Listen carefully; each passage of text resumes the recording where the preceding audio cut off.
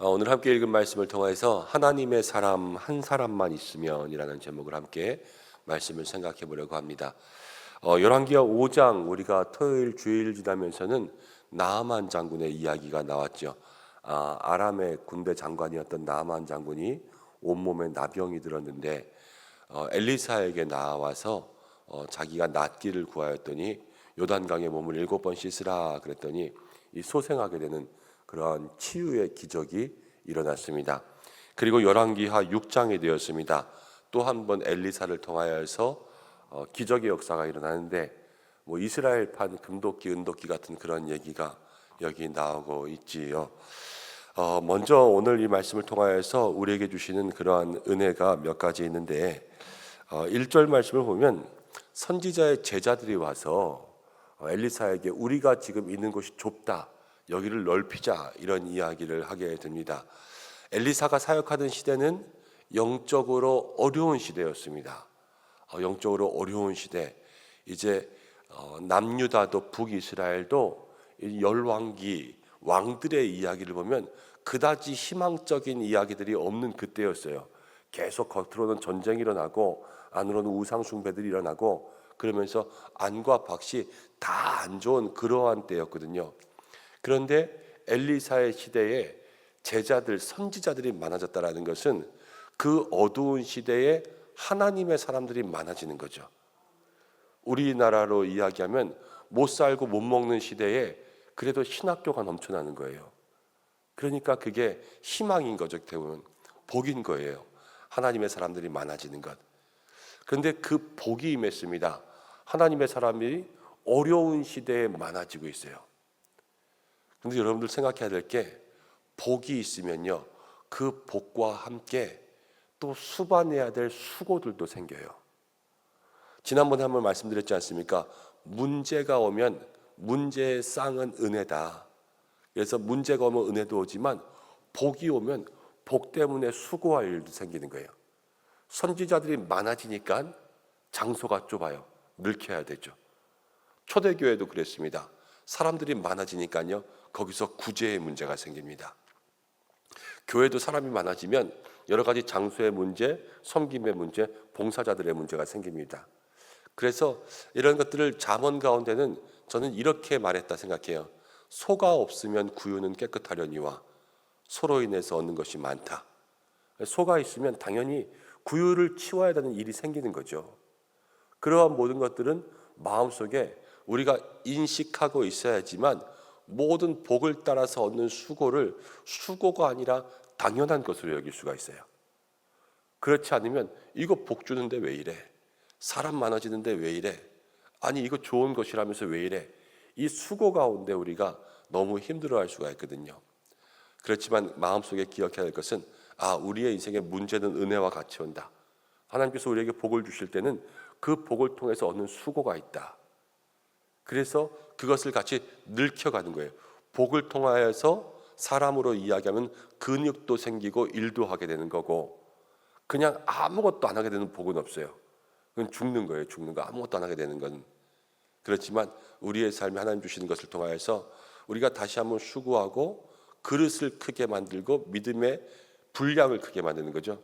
그렇게 해서 하나님 앞에서 더 큰 것들을 채워갈 수 있는 믿음의 역사가 있어야 될 줄로 믿습니다. 그래서 선지자들끼리 그 집을 늙혀가는 거예요, 지금. 그래서 나무를 가지고 와서 우리가 짓자.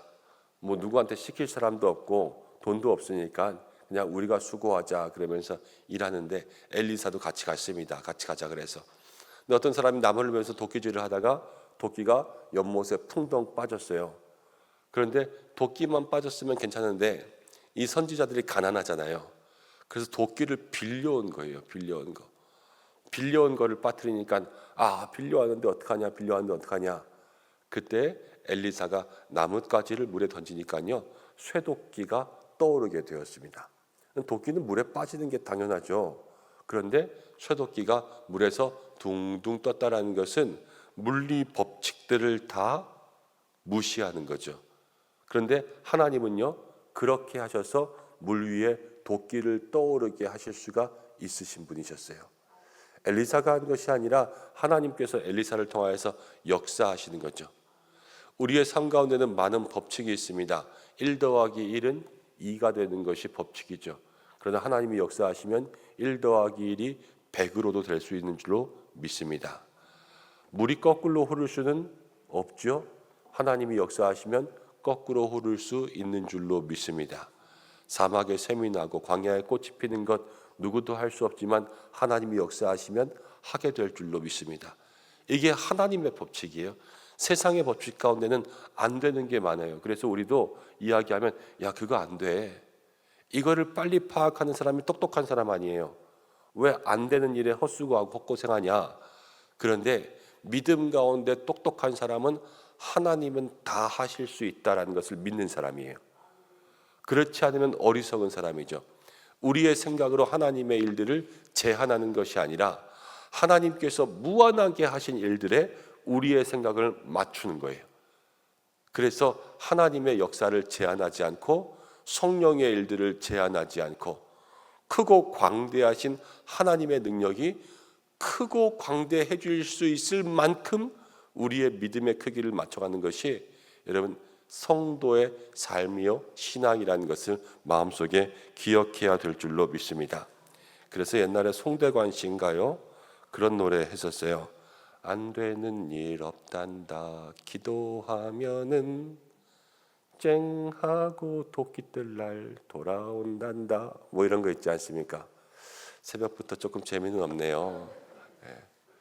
안 되는 일이 없어요. 기도하면 쨍하고 해뜰 날이 오고 쨍하고 도끼 뜰 날도 오고 그러면서 믿음의 역사가 시작되는 것이죠. 하나님께서 이루실 불가능한 일이 없는 그러한 일들을 경험할 수 있는 여러분들 되시기를 바랍니다. 그리고 또 하나의 기적이 있습니다. 아람이라는 나라가 계속해서 이스라엘을 공격합니다. 그런데 여기를 공격하자 여기를 공격하자 그러면 엘리사가 그것을 미리 알려주는 거예요. 그래서 이스라엘 왕에게 이야기하니까 이스라엘 왕이 거기를 피해가고 거기를 방어하고 이렇게 이야기합니다.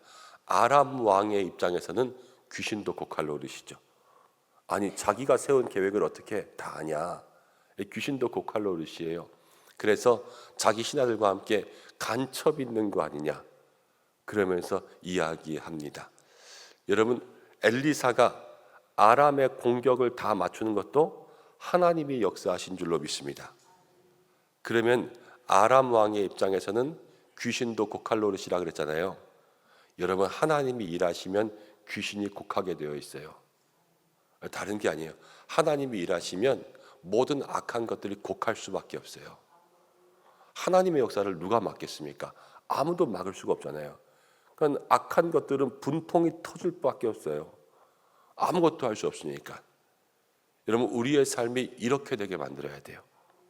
하나님이 역사하셔서 다른 악한 것들이 우리의 삶을 바라볼 때 분통 터지게 만들어야 돼요. 우리의 삶에 다가오는 귀신도 곡하고 우리의 삶에 다가오는 모든 문제도 곡하고 질병의 권세들이 우리의 삶에 찾아오다가 곡하고 돌아가고 그러한 모든 삶의 역사가 우리의 삶에 일어나려면 우리는 어떻게 해야 될까라는 것을 생각해 보는 거예요. 오늘 말씀 가운데 보면 여러분 이 모든 기적의 역사가 어려운 시대에 누구를 통해서 나냐? 하나님의 사람 엘리사를 통해서 일어납니다. 성경 가운데 엘리사는 아니라 엘리야에 대한 이야기지만 엘리야는 우리와 똑같은 사람이라 그랬어요. 엘리사도 우리와 똑같은 사람이에요. 그렇지만 성경에 엘리야와 엘리사에게는 늘 한 가지 수식어가 붙는데 하나님의 사람이라는 거예요. 하나님의 사람. 하나님의 사람이 있으면요 그를 통하여서 역사하시는 줄로 믿습니다. 하나님의 사람 한 사람이 있으면 살아요. 그런데 하나님의 사람이 없으면 망해요. 그 옛날에 소돔과 고모라가 그래서 망했잖아요. 의인이 없었어요. 하나님의 사람이 없으니까 망하지만 하나님께서 하나님의 사람 한 사람만 있으면 내가 그 성을 살려두겠다 이렇게 말씀하셨습니다. 지금도 어두운 이 시대에 하나님께서는 하나님의 사람을 통하여서 놀라운 일들을 보여주시는 거예요. 왕들의 이야기가 계속 있다가 지금 엘리사는 왕이 아니잖아요. 그런데 엘리사의 이야기가 있고 엘리사의 이야기 가운데는 전부 다 기적만 있단 말이에요. 이 기적이 뭐냐? 지금 모든 북이스라엘 남유다의 안과 밖으로 어려운 시대, 이 왕들의 이야기만 보면 희망이 없잖아요. 그렇지만 이 캄캄한 시대 가운데 기적이 일어난다는 것은 하나님 살아계신다. 그리고 이 기적을 통하여서 모든 이스라엘 백성들이 이 마음에 참담함이 있을 때 희망을 보여주는 거예요. 희망을 보여주는 거. 근데 하나님 살아계시고 희망을 보여주는 것이 누구를 통해서 일어나냐? 다른 사람이에요. 하나님의 사람 한 사람만 있으면 희망도 보이고 기적도 생기는 줄로 믿습니다. 여러분, 그래서 오늘의 말씀 제목이 하나님의 사람 한 사람만 있으면 그랬는데, 우리 모든 믿음의 성도들이 각자의 자리에서 마지막 한 사람, 하나님의 사람 되시기를 바랍니다. 가정 가운데 하나님의 사람 한 사람만 있으면 그 가정에 모든 악한 것들도 분통 터지며 돌아갈 줄로 믿습니다. 여러분들이 그 역할 감당하시면 돼요. 모든 물에 빠진 문제들이 있어도 해결되게 될 줄로 믿습니다. 하나님의 사람이 되시면 돼요. 풀리지 않는 문제, 어디서 빌려온 것 때문에 눈물을 흘리면 빌려온 건데 어찌하냐, 답답해서 어찌할 줄 몰라도 하나님의 사람 한 사람만 있으면 그 모든 삶의 문제가 해결된다라는 것을 성경이 이야기하고 있습니다. 오늘 우리가 함께 기도할 것, 우리 은성의 모든 성도들이 이 아침을 통하여서 주님, 내가 하나님의 사람 되게 하여 주셔서 이 엘리사처럼 또 그 모든 믿음의 역사들처럼 우리의 삶에, 내 주변에, 내가 있는 곳에 모든 문제들이 해결되는 천국 열쇠 같은 삶을 살게 하여 주옵소서. 이렇게 기도하며 나아갈 때 하나님의 능력이 우리 가운데 이루어지고, 또 어둡고 또 인생의 깊은 곳 가운데서도 희망을 보게 되는 놀라운 역사가 있게 될 줄로 믿습니다. 함께 기도하겠습니다. 하나님 아버지, 고맙고 감사합니다. 오늘 하나님의 사람을 통하여서 귀한 믿음의 역사 일으키심을 바라보게 합니다. 주여, 우리 가운데 역사하사 이 한 주간도 우리가 하나님의 사람으로 살게 하여 주옵소서. 작은 일이라도 또 큰 일이라도, 하나님, 우리의 삶의 개인적인 일이라도, 가정과 나라에 대한 일이라도 하나님의 사람만 있으면 모든 문제들이 해결되고, 또 하나님, 악한 권세들이 틈타지 못하게 철벽 방어할 수 있는 귀한 역사가 일어나게 될 텐데, 주님, 누가 하나님의 사람 되리이까? 우리 모두가 하나님의 사람 되게 하여 주시옵소서. 부족한 종도 하나님의 사람 되게 하여 주셔서 아버지, 우리 교회 속에 하나님께서 역사하실 놀라운 일들 일어나게 하여 주시고, 우리 모든 장로님들도, 우리 모든 권사님, 집사님들도 하나님의 사람 되게 도와주셔서 그 모든 삶의 자리 가운데 놀라운 기적과 희망이 있게 도와주시고, 우리 성도들 모두가 다 하나님의 사람 되어서 그 가정과 일터 가운데 주의 역사가 있고, 악한 모든 것 얼씬하지 못하게 주께서 지켜 보호하여 주시옵소서. 오늘도 각자의 기도의 제목 가지고 주님 앞에 나아갑니다.